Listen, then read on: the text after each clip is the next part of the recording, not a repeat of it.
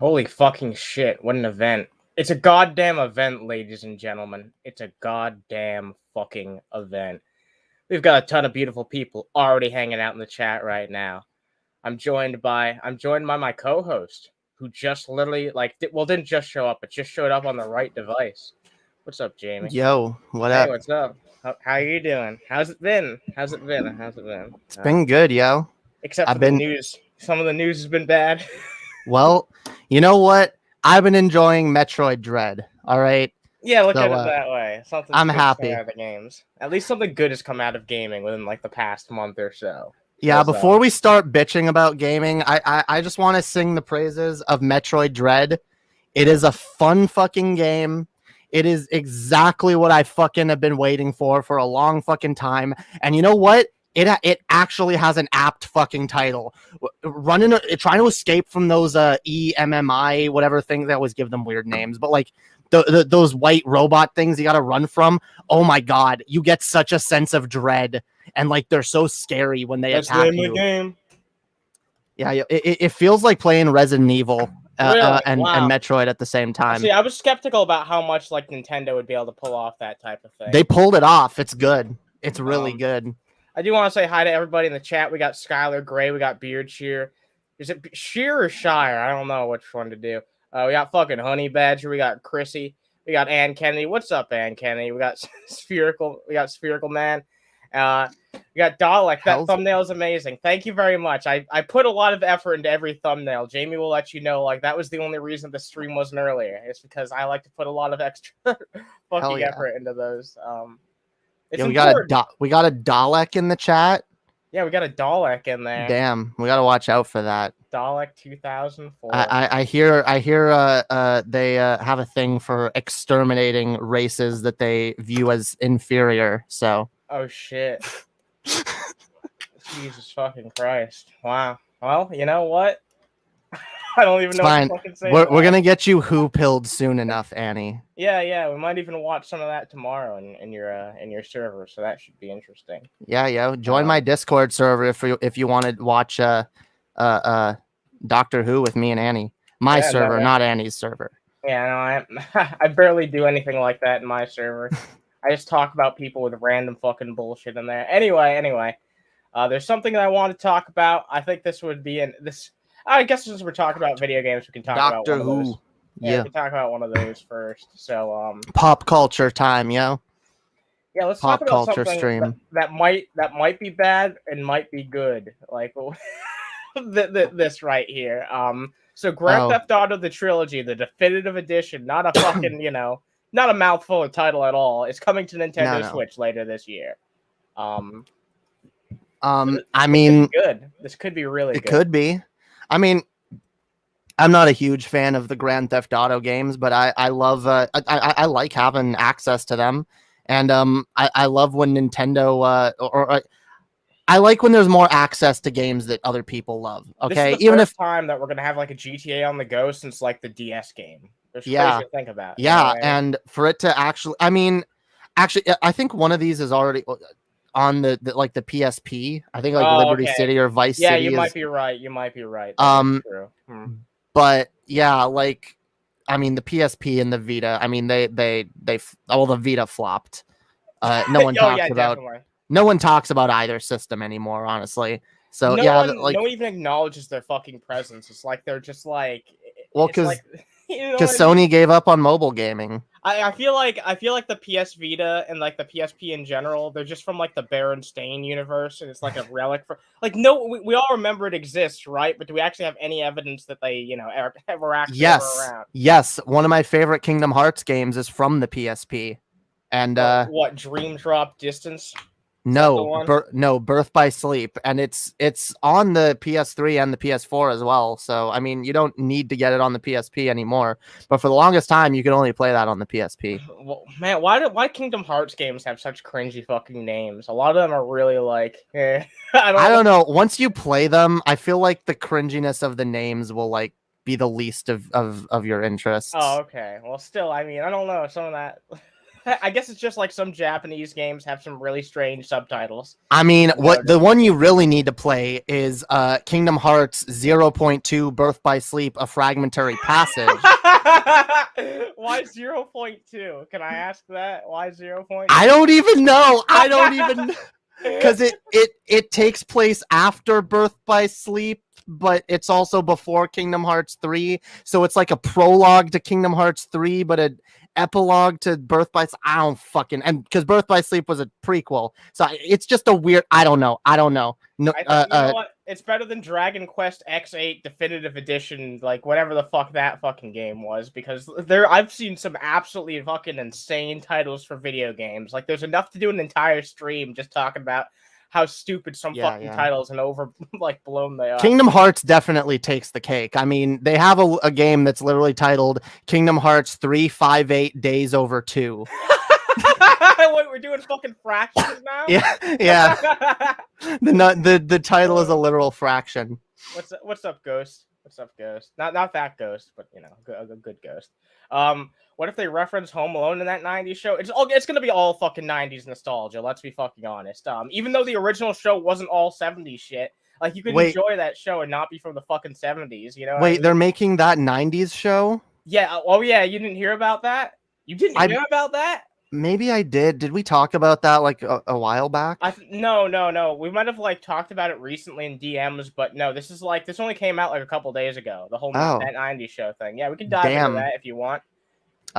Sure. But no, Grand Theft Auto Trilogy coming to the Switch. Might be good, might be bad. Who knows? Given how fucking hard it is to port shit to the Switch these days because of how limiting the hardware is, like it might be garbage. Who fucking knows? Well, I mean, these are fucking games from like 3 generations ago, so it should be able to go on the fucking. No, it should. It should be able to go on the Switch. But if they're not good, on the bright side, Swegta will have a new arc for his channel. Yeah. God damn, that's gonna be the only thing that they do that they end up doing like for the next like 10 years or so. They'll port it bully on Switch when, yo. Bully on Switch when. Watch, they'll port it to Switch and like add like 3 new unique missions and be like, there you go, that's enough bully content to do you for the rest of the fucking year, Swegta. Yeah. It's all you get. Yeah, it's all you fucking get, I guess. So yeah, I guess we might as well dive into that 90s show thing, since we did just bring that up. So yeah, that 90s show spinoff, that's 80s show. That they already tried that and it failed. I don't know if you ever heard about that, but there wasn't that. I did. There wasn't that 80s show. I wonder if they'll just pretend that never existed, hopefully. But now we're getting that 90s show. Ordered at Netflix. And Kurtwood Smith and Deborah Yo Rupp are going to be returning. So, you know, the fucking parents. Wait, who are... Parents. Just the parents are returning? That's the only 2 people that they've talked about. And apparently, apparently the new series is going to star the daughter of Eric and Donna. So apparently they got back together. Okay, then I'm. But yeah, no, it's definitely going to have these 2. Are they going to make it where like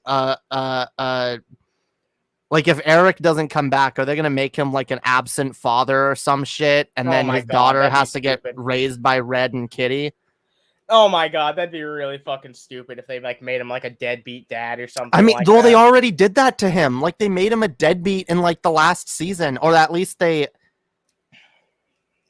I don't know, like the last season that he was in, like they made him like, oh, like look at him, he's lazy now, and he quit his job and wasn't really good at all. Doesn't want to do anything. Yeah. They already did his character dirty. The show deserved a better ending, I feel like. So, I mean, this could be that better ending. This could be that better conclusion, but somehow I fucking doubt it. Like, this just seems like another case of just like Fuller House, just like the iCarly continuation. Oh It's god. just Well, at least that 70s show was a good show. Like Full House was always yeah, garbage. Full House was always fucking trash. At least there's something here to like maybe be Like continued. Full House is good if like you're a little kid. That's it. Yeah, no, exactly. That's a good fucking point. Just like Family Matters, it's like, yeah, little kids like Urkel, but after like, you Yeah. know, you get older. Did I do that? It's not like the Fresh Prince of Bel-Air where it's like something that held up over time, you know what I mean? I'll be honest. I never even got super into the Fresh Prince of Bel-Air. I tried quite a few times, but like I love that show. I never wanted to binge it. Like it never, I don't know. Maybe it's because I tried watching random episodes here and there every so often. And like one time I remember I was watching it, like it was on TV. It was the only thing that was on. I was watching an episode and I was like really bored. So like that's the impression I have of it, but I've never tried to watch it like from the beginning and like binge it. No, yeah, no, I think it's a really fucking good show, a really fun show. It's like, it's one of the few shows which I would say bring it back, but like, unfortunately, like Uncle Phil has passed away a long time ago, so like, I don't know. I feel like otherwise they could have done a cool continuation, but like, without fucking James Avery there, like, why even fucking bother? It's Uncle Phil, you know? Like, I'll be gotta have honest. Uncle Phil. I don't know if Will Smith would be able to pull off that character now. Even though some people say that he's been playing that character perpetually for like the past 20 years, maybe, Well, I guess. Like, maybe. Well, because I'm the character is himself, I guess, but like it also had the charisma of a younger Will Smith, a very young Will Smith Yeah. who's just getting started. You know what I mean? I don't know. That's what I'm saying. I think I worry that Will Smith might be too full of himself now to like actually be able to do. I don't know. He's not the most conceited No, he's star not, that there but, is. like, it's like I actually the did not. reasons why he was appealing back then are different than the Right. reasons he's appealing now. Maybe I'm being too hard on him. I do like Will Smith. I do. No, me too. You know, he's good. He still puts out fucking you know, good thing every once in a while. Have you heard have you heard the song that Joyner Lucas did? That he did a song about Will Smith, and then Will Smith did like remixed his song, and like he did like a couple verses like responding to it. It was actually kind of nice because like it was like Joyner Lucas was like being like, yeah, it was a song about how like Will Smith inspired him, and then Will Smith did a song like talking about how he was grateful, and then talking about some people that inspired him. That's pretty cool, yeah. It's Yeah. I mean, like, look, just like I fucking said, like Will Smith, he still does something cool every once in a while. Oh yeah, no, I do like him. Hey, I heard about this. Did you hear about this? They're supposedly doing a gritty version of the Fresh Prince for HBO Max. That sounds terrible, honestly. Yeah, I don't know, like gritty how. Okay, none of the cast are coming back. It's like a reboot. It's not going to be like a continuation. So, like, there's going to be a new Uncle Phil. There's going to be a new Will Smith. No. Why can't we just make new properties? I know, like, right? It never happens these days. It never fucking happens because you know people want the free advertising on Twitter trends. Right. I almost feel like this is people's because it seems like for the longest time new properties never really sold all that well. And like they don't sell. New properties don't. People want something they remember. So now the shortcut for being able to put out something new is, oh, let's slap an old IP on it. Or let's call it a spin-off or a reboot, but we're still really doing our own thing. But it's part of this brand everyone knows. Exactly. You know what that gets me thinking of? They're doing a Velma show, like a live-action Velma show, in which like the Mystery Inc. gang is not part of the continuity. So basically, Scooby-Doo without Scooby-Doo. It's just Velma. Okay, why not just do a fucking detective show with some chick? Yeah. Like, you know what I mean? Give it a chance to stand up on its own 2 feet and not just be like, okay, this is just like Scooby-Doo but bad. Because you know what fucking people are gonna do on the internet? There's going to be a bunch of fucking people like the Quartering who make videos about it, and they're like, this is the worst thing ever. It's ruined my childhood. Why allow those fucking angry man babies to get away with doing that type of fucking narrative when you could just make a show that stands on its own 2 feet? I don't know. Yeah. I don't fucking know. I guess it's because most shows can't stand on their own 2 feet that's these true. days. Like, it has to be linked to some sort of nostalgia. That's sad. It is. Most shows draw back to that these days, right? it makes me sad as an artist because I've always had a lot of ideas swimming around in my head, and there's properties I want to make. I want to put out stories. I want to write a book series eventually. But like, what's even the point when people are gonna be like, oh, what's this new thing or these new characters in a new universe I've never heard of? People claim to want new shit, but then they never actually go out and support the new shit. Right. At least in a lot of cases, like. I'm sure there are some people who support like independent works and shit like that, but a lot of the time they'll just fall in line and go out and watch whatever. Yeah, I'll be honest, I don't do it enough either. Like, especially when it comes to gaming, I really don't like gambling on indie games because most of them are just shovelware. But every once in a while, there's a really good one. No, I agree. It's, like Bug Fables, very good game.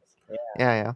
That's the Paper Mario game. Like, yeah, that's the Paper Mario game we haven't gotten in 30 years. Yeah. Well, not 30, 20 years, I guess. It's gonna feel like that before you fucking know it, because eventually it'll be that. It is. Yeah. Jesus Christ, 2 decades. That's a lot. Yeah. I don't know. Do you want to keep going on the Nintendo train and talk about Pokemon? Yeah. We'll bring up that, and then we'll get into the other fucking topics that we have here. So this is probably like, oh Jesus Christ, this is one of the most disappointing like pieces of news I've gotten. Like, this genuinely makes me angry. Like, it does. Really, it makes me angry too, because they lied to us. They bullshit us in marketing, and I feel like how long has this game been marketed for? At least like 4 or 5 months. We've known about this game for a while now, and they've marketed it like it's Pokemon meets Breath of the Wild. But apparently that's not what it is. Apparently, Pokemon meets Monster Hunter, because it's not fully open world. It's just in a bunch of fucking bullshit-ass segments like Monster Hunter does. And look, Monster Hunter has its appeals. Don't get me wrong, but it's down to the fucking individual encounters, right? Look, Monster Hunter has its appeal, and I've always been vaguely interested in the franchise, but I've never been able to get into it. Like, unless this game's a bunch of fucking boss fights, then where's the appeal? I don't see the fucking analogy here. This is the problem that I have. If they'd have just said, "Oh, this is going to be kind of like Monster Hunter," I would be skeptical. I'd be like, "Wait, how is it like Monster Hunter?" But they're basically telling us that it's like Monster Hunter in the worst possible way that it could be like Monster Hunter. Yep. It's not open world. They didn't promise us open world, and I guess if we were to dive deep into their trailers and shit, maybe they never explicitly said open world. Look like it on purpose. They did. They on purpose. They know what they were doing. They absolutely knew what they were fucking doing. The whole like showing the environments and making it look all beautiful and showing the fact that you can explore an older version of the Sinnoh region. Like, oh my fucking god. Like, everyone, this was a lot of people the next big leap in fucking Pokemon. It was this is why a lot of people were pissing themselves, being like, "Oh my god, open world Pokemon!" And I was like, "Guys, wait," because I could tell from the trailer, I knew something was off about it. I knew something was off, and I know why. Because this isn't the first time they fucking done this. I brought this up. No, it's earlier. not. They did this with the Wild area too. People thought that was going to be the whole fucking game, or people at least thought it was going to be bigger than it was portrayed to be. And people have been wanting a all wild area Pokemon game forever, and that's what a lot of people were hoping the Diamond and Pearl remakes were. And then when we saw Legends Arceus, we thought, oh, okay, so that's where we're getting our wild area. That's why they're faithful remakes, right? That's why. They're that too. That's why the faithful remakes, where they're not taking any risks or adding anything. Which, look, might the Diamond and Pearl remake still be fun? Probably. I mean, Diamond and Pearl were fun games, and getting rid of a lot of the limitations those games had is probably for the best, and it'll probably make it more fun. But like, there's no denying that there are some huge wasted opportunities. I was hoping, I was praying to gods I don't even believe in, okay, that please make fucking make the Diamond and Pearl remakes on the same engine as Sword and Shield. It will be the greatest Pokemon game ever if it had wild areas and Dynamax battles and raids or whatever and all of that shit. But like, because this game This fucking game has the makings of something good. It's just that it sucks. It's the story sucks. The towns suck. It's Everything. Like the skeleton of a good Pokemon game. It is. Basically. It's the skeleton of a good Pokemon game. And I thought if we were to take this shit and like, you know, mix these two, you'd have the perfect fucking Pokemon game. The perfect fucking Pokemon game. No, I agree, Honey Badger. It is always hit or miss from Pokemon. Sometimes they swing it out of the park, but it's been a while since they did that. What was the last really great fucking Pokemon game? Black and White 2, right? Yeah. It's been a while. If you actually think about how long it's been, when did those come out? 2013? It's been years.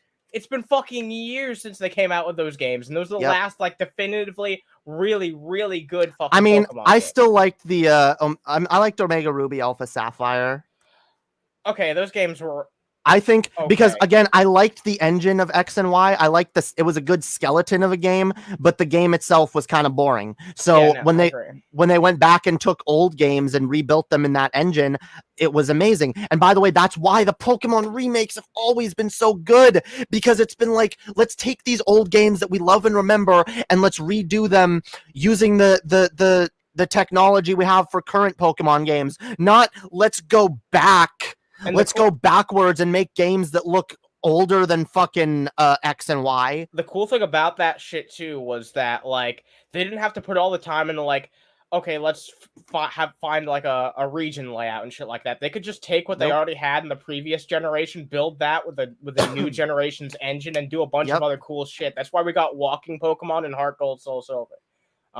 But no, this basically, I checked out this article. This basically just confirms what we already believed. Jubilife City will serve as a base for surveying missions after receiving an assignment or a request, or basically the exact worst case scenario that we imagined here. I hate that about Look, I've seen Monster Hunter gameplay and I've thought, you know what, it looks kind of fun, but I hate that shit. I hate having a shitty little hub town and then you go to one little desk or counter or house or whatever and you accept missions and then it randomly puts you. It is. It's so immersion breaking. And when I look at a game like Monster Hunter or whatever, I want that like epic RPG feeling where I can roam and explore a world. That's what I want. And so when that game doesn't give me that, I say, okay, it's not the game for me. And that's exactly what everyone was hoping for in this Pokemon game, and that's not what they're giving us. Yep, it's very true. Have any of you played the new Pokemon Snap? I haven't played it yet. No, I haven't. Pretty good though. It does look pretty good. I'm glad they brought it back. I haven't had the chance to play it. Also, hope you're having a good night. But no, yeah, I mean, I do want to take a look at it. Is that a full price game? Isn't it like a $60 fucking title? Yes, by the way, Dalek, Pokemon Sun and Moon also killed my interest in Pokemon as well. I never even played Sun and Moon. I never played Gen 7. I finished Moon and then I got Ultra Sun and Ultra. I hated Moon. I hated it. But they were coming out with the Ultra ones and I thought, okay, maybe this will fix a lot of the bullshit with Ultra. Nope. Just as bad. Just as fucking bad. Only generation. Actually, no. Gen 5 didn't have remakes either. I mean, Gen 5 had sequels, which were way better. Which were better. Yeah, that's true. Pokemon Emerald. Yeah, that's still one of the best fucking Pokemon games of all time. I will say. I would love to see Emerald remade. Look, if they're going to do this lazy, faithful remake bullshit for Diamond and Pearl, the least they could do is say, okay, let's remake some of the other games in this engine as well. Yeah. Let's remake Blue, Red, and Yellow. Let's remake Gold and Silver, Diamond, Ruby and Sapphire, you know. Yeah, because it's not like this fucking takes long. Like, we can tell by the effort put into it. Like, obviously there's effort put into it, but, like, it's not a whole fucking ton. You could easily crank out these types of remakes, and we know Nintendo's not going to give us the fucking originals. So, yeah, do the fucking remakes. By the way, I've changed my position on one thing, and I don't know if I've told you this before, but now that I've played Pokemon Let's Go Eevee, I actually would buy Pokemon Let's Go Johto. Oh my god, no. I would. I kind of want it. I kind of want it to exist now. Because I like the Let's Go style, all right? I like not having to battle Pokemon that you want to catch. Well, Game Freak, you've beaten us down so fucking low. They have. You've beaten us down so fucking low that this is the point where we're at. It's like... Well, they're not going to give us anything new. I'd rather just see them rehash the old shit well. Jesus Christ. Look, they would be hard-pressed to do something better than Heart Gold, Soul Silver. That's all I'm saying. They'd be hard-pressed to do something better. I agree. No. Look, if they make Let's Go Johto, it's not going to be as good as Heart Gold and Soul Silver. So why even bother? But it'll be good in a different way. Look, I view Let's Go as its own spin-off series. Okay, it doesn't need to replace the remakes. It's its own thing. And when you engage it as its own thing, it's actually kind of enjoyable. But it's not better than Fire Red and Leaf Green. So I didn't want to talk about a ton of political shit tonight, but I figure there's at least one thing I want to touch upon real fast. So Elizabeth Warren has been going around and trying to get progressive brownie points again. I mean, unfortunately, a lot of dipshits are gonna buy it from her, if for no other reason than. I don't know actually. Well, she's making good points here, but like it's coming from Elizabeth Warren, who we know, like when the chips were down, she didn't stand by these. You know what I mean? When the chips are down, she's not a true populist. She doesn't care about her message, because if she did, she would have stepped aside for Bernie Sanders, because she would have realized he would have been the only way to implement much of the shit that she was fighting for. Tevin Daniels, have you watched Marvel What If? I've only seen a few episodes of it. I haven't seen the whole series. It seems very interesting. I want to take a look at it. I have not watched any of it, but I finally have Disney Plus, and I'm getting into Marvel shit. So maybe I'll be able to talk more. Since we're gonna be watching some Doctor Who, maybe I can show you some Marvel shit. Mario Heat, Temtem. I've never played Temtem before. I'm glad people still play it though. I'm glad there's actually a fan base for it, because it gives Pokemon at least a little bit of competition. But no.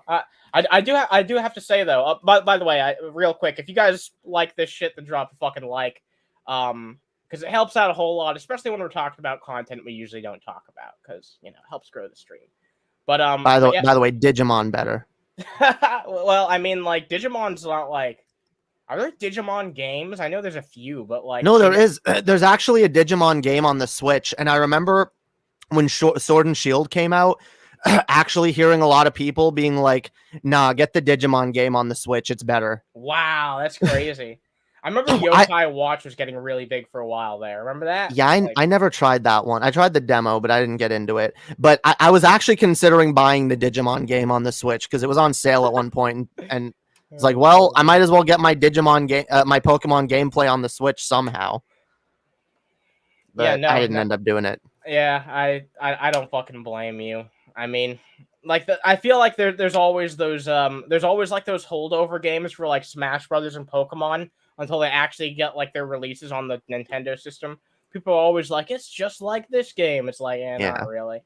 So this is her giving some anecdotes of like people who she's worked with who have dealt with student debt, and I'm like, I'm sure you could throw a fucking stone in any goddamn room in America to have someone whose life has been almost ruined by student debt. It's really that fucking common. And have you noticed like all the angry reacts? All the fucking angry, even though she's saying something that's completely fucking factual. Now, I'm sure some of those are like boomers, but like maybe some of them are Bernie bros who are like, if you care about student debt, why didn't you step aside and let Bernie win? It's true though. It's true. It is true. It is true. She lost. She lost Bernie my state, which is huge. Like that's unforgivable. Because I went out and I fucking voted for Bernie. It's just there happened to be enough dipshits that went out and voted for her dumbass instead, which really fucking fucked things over. But she's a woman. Oh yeah, she's a woman. Guys. I know Bernie is the most progressive candidate we've ever had, but guys, I honestly think it's time to have a woman in the house. We need a woman in the house. The White House. Hillary Clinton. I'm sorry, no, not Hillary Clinton. No, it's a different human being. Just the person who like literally dressed like Hillary Clinton's twin once and went on stage. That was weird. Warren in the house. Warren in the White House. Yeah. Jamie's already gotten Metroid Dread. You can give your thoughts on that real fast.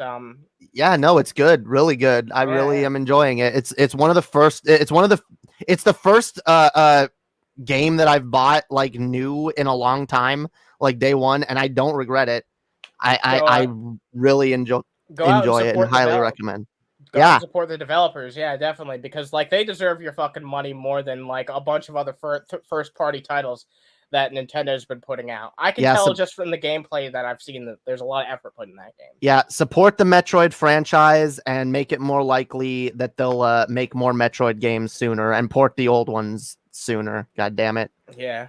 Yep. Totally. You know what, Elizabeth Warren, you're so bad at fucking being progressive that we went back into fucking video game shit. So. Yep. I mean, I'm sorry, there's not much more to say about her because I mean, she's kind of shown her true colors on that shit. She's out to get ahead and take care of herself. She doesn't care about the message. So she can talk all she wants about like student debt being a problem. Like if Bernie was the fucking president right now, we'd be in a much better fucking position when it comes 100%. to that. And because Warren should have known, like, she was never gonna like win. Like, she was only there to ruin Bernie's chances. She had a snowball's fucking chance in hell of getting anywhere. Yeah, Bernie was way more popular. But whatever. Sour grapes, I guess. It's never like. I'm not gonna let that go because like it could have set back our country like 20 fucking years. So. Right. No, I agree. Maybe agree. 50 years? Like, let's be honest. Bernie could have fucking like, yeah, he could have set the country ahead like 20, 30 years. That's not even an exaggeration. No, it's not. And the country's already behind. For saying that, or Bernard's sisters for fucking saying that shit. Like, get the fuck out of here. It's true. It's true. It would have actually moved things forward. There's a reason why even right wingers are like, yeah, no, Bernie's cool, but obviously, you know, he's never gonna win. Yeah, I hate that shit. I fucking hate that shit. That's man. So speaking about Bernie, let's take a real quick look at somebody who's been trying to be Bernie Sanders for his entire fucking life. Oh God, I already know who you're talking about. Yep, Howie Hawkins. I found a brief clip of Howie Hawkins 10 years ago when he ran for mayor, and he was surprisingly articulate. So let's take a quick look at what happened to him. I don't know. I just want you to take a look at this and like. There's no way you can say in all honesty, like, this is the same person that we're looking at. And I think it brings up, like, a greater issue of this is why we can't have politicians that are too fucking old. Because they start to lose their luster and, like, what actually, like, made them worth a damn. Yeah, and this is, like, Howie Hawkins, one of the biggest issues I have with him is, like, how he articulates himself. And after seeing this clip, I realized the only reason why he's gotten bad at it is because he's fucking old. He's an old-ass man who's fucking clearly losing it. It's not all the way there anymore. But no, this is a clip of him being pretty fucking competent in explaining himself. So I want to show it off real fast. So let's take a quick look. Juan Gonzalez. As we continue our election coverage, we're joined by another Green Party candidate, Howie Hawkins, who is running for New York governor against Democrat Andrew Cuomo, Republican Rob. Whoa, he's running against Cuomo. I mean, yeah, that's not a good race for him to jump into, but he's actually running for governor and not president. Yeah, he's at least a step in the right direction. An achievable fucking office, at least on some level. They actually talk about this too, because there was a, I don't know if they're still fucking mayor, but there was a green mayor in California who gets brought up in this conversation, and they tried and actually use that as a means to give Howie a bit more of a chance. Yo, do you think Howie Hawkins watches us and like maybe he heard us say, you know, that like you should actually fucking you should actually like fight for well, he would have to have heard us like 10 years ago. Because this is in 2010 that he was running for. Yeah, okay, never mind. Back in 20 fucking I thought this was new. No. That's why I was showing this off, because remember I told you this is back when he was way more fucking competent. Oh wait, so now I remember, because he lost several elections for like governor and shit in the past. Yeah, but and it's like, so after I lost all these other elections, I think I'm gonna up my game and I'm gonna lose the presidential election next. That's my next goal. I've lost a lot of elections, but the crowning achievement of my losses will be my loss for president. And he only got like 0.3% compared to Jill Stein's like 3%, which is crazy. He got way less than Jill Stein got by a significant margin. Anyway, let's hear him talk. And the Libertarian candidate, Michael McDermott. Hawkins is one of a number of Green candidates running for office across the country on Tuesday. We welcome you to Democracy Now! It's great to have you with us. Talk about your platform. We were just speaking with the Green Party. He doesn't fucking have one. No. Well, no, actually, at this point in time, he actually did have a platform, and he actually does talk about it. What's up, Blaine? Hope you're having a good evening. Yo. Mayor of Richmond, California. There are Green Party candidates around the country. Well, we call it a Green New Deal for New York. It involves 5 basic economic human rights that have been on the table since the mid-1930s. The Committee for Economic Security with Francis Perkins as chair. Roosevelt's 1944 State of the Union address calling for a second. Is he like from Kentucky or some shit? Brought it. Yeah, no, he's I'm trying to figure out where that accent's from because it's very pretty sure distinct. He's from New York. Is he? Yeah, like he sounds Southern, doesn't he? He does. He sounds Well, like Louisiana, Mississippi. I don't know. Guess what? He was born Kentucky? in fucking California. Holy shit. San Okay. Francisco, California. I wonder where he picked up that accent. I mean, you can pick up accents at any point in your life, I guess. Yeah. So That's true, yeah. That is very true. But like, just I don't know, just fucking comparing this. Let me see if I can Howie Hawkins YouTube channel. Let's see. Let's just compare that real fast to how he talks these days. That brings us to all the drama this week about the physical and human infrastructure bills. The bipartisan. Are you seeing the difference? There's a lot more pauses. There's a lot more like here. He's actually maybe it's because he's on a fucking news network, but Up again between the 1962. I don't know how old he is, but like if we're gonna have like the retirement age in general be like 65, why isn't that the case for politicians? I have no idea. I'm Like, sorry, I do want younger politicians representing younger people. Politicians, by the way, with more of a stake in these countries' futures. He's like 70 years old, by the way.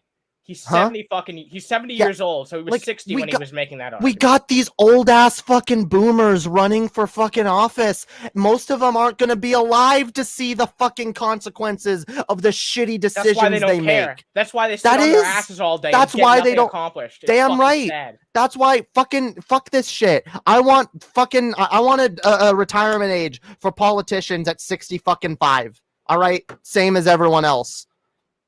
Let's get some fucking young blood in office. Let's get people who are actually going to be alive long enough to see the fucking outcomes of their fucking policies. Like, come the fuck on. Yeah, it's that fucking simple. It is. But we need like 80-year-old fucking geriatrics fucking being wheeled into the White House with fucking on a wheelchair.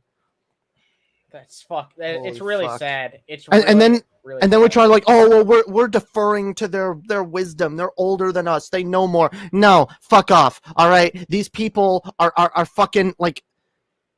Just because age can provide wisdom and insight doesn't mean it always fucking does. You can be old and be dumb as fucking dirt. You can also be old and be very intelligent, but like it doesn't equate to exactly. Wisdom. But then also it's like, I'm sorry, like. Global climate change, this shit's gonna affect people, but like you hear like old ass fucking people like it's gonna happen like 50 years or whatever, like it doesn't matter. Yeah, that's future generations problem. No, that's our problem fucking now. When it comes that's to my problem. People, that's your problem. We're gonna be alive to see the fucking the shit hit the fan. Yep, exactly. And when it comes Biden to and Trump won't give a shit, like that's in the minority of people. Bernie is in the minority of older people who give a shit about that type of stuff. He just is. Absolutely. I mean, I talk to older people all the time about shit like this, and honestly, one of the things I hear more than anything is like, you know what? That this is your fight. You young people. I hate that. This is you young people's job. Like I'm old. I've lived my life. I don't need to do this anymore. And on some level, I kind of understand it. Like if you're old enough and you're tired and you're whatever, I get it. Like, but like at the same time, why are you gonna vote for conservatives then? I'll only give people a pass on that if they don't contribute to the fucking ending of our society. Right, just stop voting then. If you're gonna be like, oh well, I can't engage and fix the system and help or anything, but I'm still gonna vote against you. It's like, get the fuck out of here, yeah. Yeah, I'm gonna put it all on you Like, and the future generation to take care of everything, and then I'm gonna do everything I can to vote against your interests. Like, honestly, if you believe it's up to the younger generations to fight for the future and to let them decide vote. what direction we go in, yeah, well, either let them vote or defer. Be like, look, ask your younger fucking family members. Be like, hey, what do you think? You know, well, because this is gonna affect you more than it's gonna affect me. How do you think I should vote? Well, they How just do think you? they know everything because they're older. So, like, that's the Right. problem with it, right? It's like they're not only forcing all the issues onto the next generation, but they're also acting like they've never done anything wrong. Like their fucking generational group is better than all the others. I hate that shit. I really genuinely While hate that adding shit. to the problem. Yep. Oh yeah, no, definitely. But no, not just adding to the problem, being the main fucking contributor to the issue. Like, I mean, I try to be more charitable than that because they are contributing very, very badly to the issue, but like it's not. I don't think they're doing it on purpose. Like there's a lot of propaganda that goes around, and I understand that, but like sure, no, I do wish that these people would realize, like, look, like you're being tricked into voting against not only your best interest, but the best interests of all future generations that are coming, and like the planet is headed for disaster, and like we need help in fighting against this shit. We need help in pushing good progressive policies. Can't We do need it better alone. green initiatives. Oh my fucking god. Like if the older generation would just get on board with us and be like, look, let's fight together to end climate change. Because you know what? I like imagine being a boomer and being like, look, well, whatever. I'm not going to be alive to see it, but hey, I contributed to it. It's my fault that my grandchildren, my great-grandchildren are going to have to live through this. So I'm going to do what I can to end fucking climate change or to do whatever we can to fight it. Unfortunately, though, like the quality of boomers on our side are like Howie Hawkins. That's the best fucking person who we can get to advocate for green. Unfortunately, green advocacy. They have no energy, no fight in them. And it's maybe, like, that's the thing. Maybe they did 10 years ago. Maybe they did fucking 10 or 15 years ago, but they don't anymore because they're old. Yeah. That's how aging works. Yeah. How is someone like Howie Hawkins going to excite people now? He's not. Bernie Sanders can do it, but Bernie Sanders is one of a kind. He's one in a million. He's one in a fucking million. That's the thing people need to understand. Like he's the exception to the rule. You can't just be the next Bernie Sanders, all right? You can't. It's not that simple. And Anyway. if we are going to have the next Bernie Sanders, I promise it's not Howie Hawkins. So speaking of the next Bernie Sanders, Scott the Woz is coming to television. Oh shit. Is he anywhere as based as Bernie Sanders? I don't watch him. I don't know his political views, but he's damn fucking funny. He's actually really talented. Like this is the case of like the most talented person I've ever seen on YouTube who actually like moved over to like television. Now, apparently, he's not going to be just moving exclusively to television. It's just going to be reruns of his show at first being shown on television, which is really strange to me.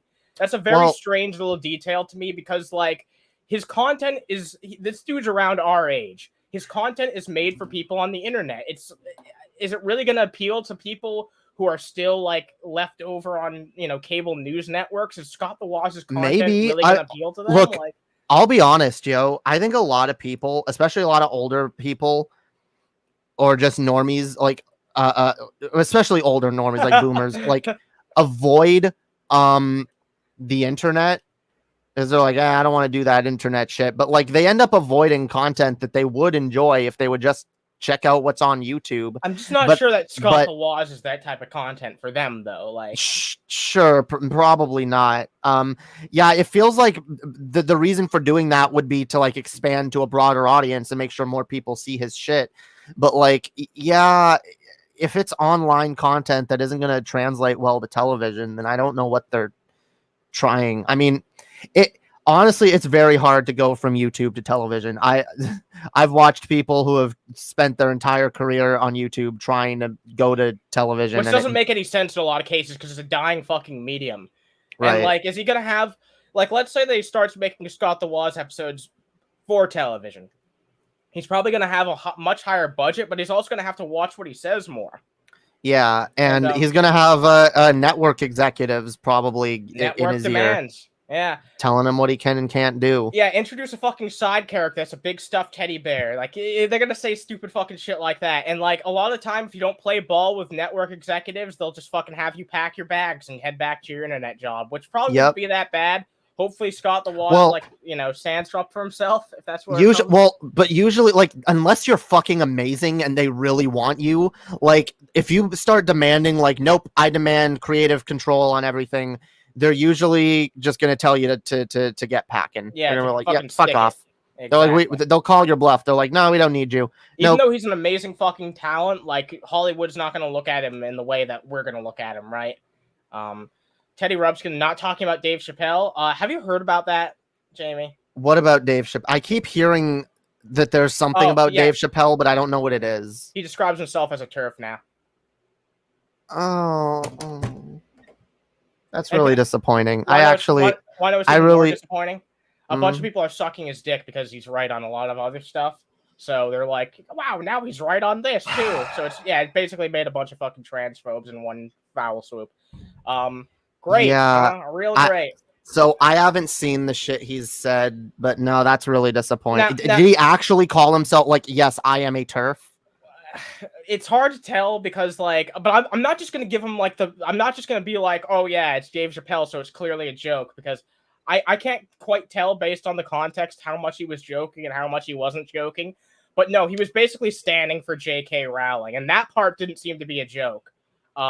He made some jokes about the situation, which, like, those are jokes, whatever. But, like, it seemed like he genuinely did have an opinion. Where did he do that? Was this in his new stand-up special? Yeah, this is real. What Teddy Rubskin just said is real. He compared trans vagina to the Impossible Burger. Oh God. He said, I am a team TERF. Team TERF, yeah. Oh God, that's not good. That's really disappointing. I really liked his comedy. I mean, I guess I still do, but like he's got like so many good fucking takes, and that's the problem.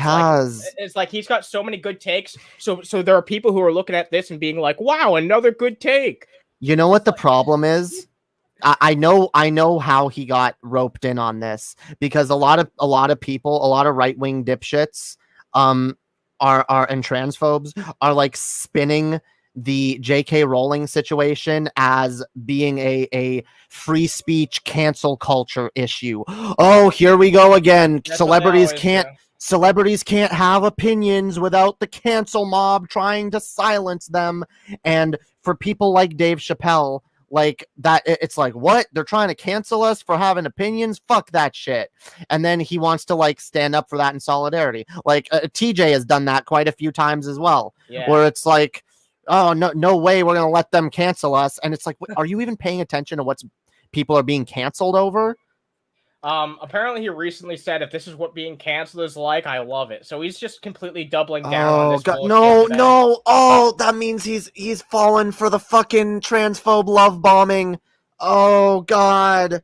That's the same thing that happened to J.K. Rowling. Like, okay, here's the problem. All right. Someone comes out with a bad fucking opinion, and a lot of people call them out. A lot of people that call them out are correct and have good faith arguments and criticisms. Sure, yeah.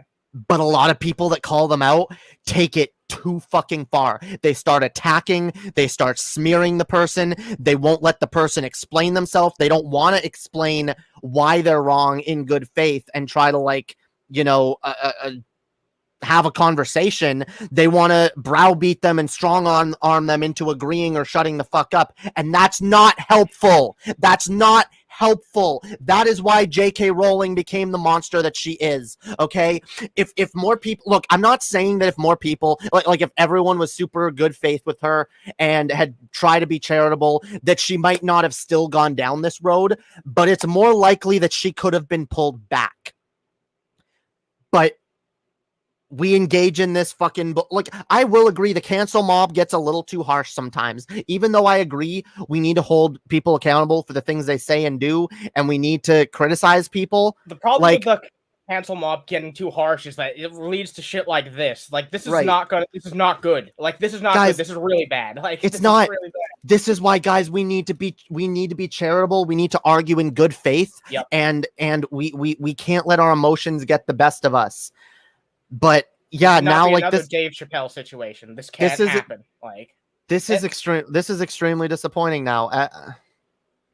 I don't know what to say about him, honestly. I'm not going to be like, oh, what an evil, irredeemable scumfuck. But I am kind of gonna be like, yeah, fuck you. That's kind of my take on this. It's like, dude, you're right on so many things. Maybe have an open-minded conversation with someone who has a contrary opinion to you on this. Maybe have an open-minded conversation with them and, like, you know, go into that conversation willing to change your mind. I know that's something people don't do these days, but, like, Dave Chappelle, you seem like you're smart enough to actually hear I was a little skeptical on whether or not he was a transphobe because he hasn't talked about it really, but I do know that one of his big actually one of the big things that sparked him leaving Hollywood back when he was doing the Dave Chappelle show or the Chappelle show was that his producers wanted him to wear a dress, and that was too far for him. He was like, I do not feel comfortable. That's weird. Yeah. Like, that's really weird. Now, look, if he's not comfortable doing it, that's fine. Like, right, I get that. He's not comfortable with it, but like for all the stuff he's done and like for comedy, you would think like yeah, that's not that now crazy. it kind of makes me wonder like why was he so uncomfortable with that? Teddy Rubskin says he's still super on the left of everything. He said they're trying to pass laws against them and he knows they're oppressed by the man.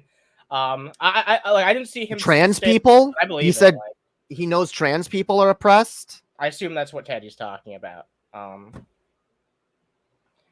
He's very much on your side. He's wrong about this stuff, but he's trying. Yeah, probably. Like, he might just be an ignorant fucker who doesn't know, like, the climate, but, like... Sure. You know. I mean, look, I gave John Cleese the benefit of the doubt when he came out in defense of J.K. Rowling, because it was very clear John Cleese was, like, anti the cancel mob, and didn't really pay attention to the trans shit, really. But this is the problem. This is a cycle. This keeps repeating. We get celebrities that want to stand up for someone being canceled over transphobia, and then the people come out and start doing the cancel mob shit, and then they go, oh, well, I guess these trans people are actually really toxic.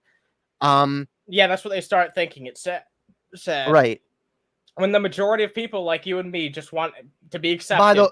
That's all it is. By the way, Teddy, yeah, I understand that. Him oppressing the dress was anti-minstrel shit. Every black comic actor did cross-dressing at the time. No, that's true. I didn't even think about that. I do remember that. No, that is true. Yeah, that's a good point. I don't know. Like, I gave him the benefit of the doubt. It was like, look, yeah, no, it's just something he's not comfortable with. But now I have that. I have to take a step back and wonder, like, I don't know, is he an ally or is he a fucking... Isn't that weird that, like, that's, like, that was, like, such a thing that it became a stereotype as, like, black men in drag? Like, why is that, like, why is that... Then you got actors like Tyler Perry who just, like, leaned into it 100%. Oh, like, yeah, that's, like, his thing. Yeah. That's, like, Tyler Perry's thing. It is. That's weird. Whatever, like... Hey, you know and he's very big amongst conservative Christians. I wonder why. Wow. I wonder fucking why. Even Will Smith wore a dress in Wild Wild West. I didn't know that. I've never seen that movie before. Also, we got 15 peeps watching Well, we got 18 peeps watching right now. It literally just shot up as I was saying that. Drop a like if you like this shit. Yeah, go check out Jamie's channel too. It helps out a whole fucking lot. Lady Hopium, subscribe. Big thanks to Teddy for like bringing this up, by the way, because this is obviously something that both you and I have a lot of on. Yeah, there's a lot to say about it. Matt was actually talking about this on his channel last night, and both him and his guest who we had on the time were like, "Man, I wish Anna was here so that way she could give her a take." Oh, speaking of that, there he is, fucking Matt Jarbo. What's up, Matt? Hope you're having a good one, Matt. I'm probably gonna be wrapping this up pretty soon, honestly. Probably gonna be wrapping this shit up soon. That's all the content I have. But well, I guess in conclusion on the Dave Chappelle shit, it's disappointing. I'm not happy with him, but I guess the fact that he's trying, like, I don't know. I hope he approaches this with an open mind and is able to listen to people who disagree with him. I'm not gonna throw out the baby with the bathwater because he's just. Like, he's got it right on so many things. It's like, I'm not going to take a shit on... Like, I'm going to take a shit on him for this one take, but I'm not going to take a shit on him as a person. Right. Because of that, you know? And he's good. He's talented. He really is talented and really fucking funny. Really funny. Like really talented. Don't piss your career down the toilet. Don't shit on people who enjoy your content, because I'm not the only trans fan you have, Dave Chappelle. There's a lot of trans people who enjoy your shit. You'd be And surprised how many. Yeah. Oh I've God. said for the longest time he's my favorite a living comedian. Lord James says the Will Smith cross-dressing stream is disturbing. Like it really is. It really fucking is. There's also a Will Smith cross-dressing scene in Aladdin, the live-action Aladdin remake. You Oh get my Will God. Smith with tits. No, I'm serious. You can get some Will Smith with tits if you check out. I mean, Aladdin. look, dude's cross-dressing. There's nothing wrong with it, but No, yeah, there's there is. nothing wrong with it. But like, there when is- it's attached to a stereotype like that. Right. Like, There is something to be said for the black minstrel show bullshit. Like, I love how people recognize that as being minstrel show bullshit, but like no one views Jesse Lee Peterson Jesse Lee for the Peterson. minstrel show he is. Like, come on. Yeah, I mean, I don't think you're gonna hear any arguments on that. Like, Being woke is hard. Yeah, it ain't easy being woke. It ain't easy. it ain't easy. That's true. It ain't easy being broke. It ain't easy trying to quit having a smoke. Oh shit! You're gonna make Jamie do a fucking. You're gonna come up with a rap song live on air, aren't you? Yeah. All right. I think that's probably fucking it. I know FML is I don't know if he's live already, but he hasn't been live in like over a fucking month. So go check him out. Go give him some love if he's already alive. Damn, hell yeah. Also, I don't know if Matt's gonna be live tonight, but if he is, then go check him out too. And Yeah. thanks to everybody who watched. Yeah. Also subscribe to my channel, bitches. Get Jamie to 1K, yo.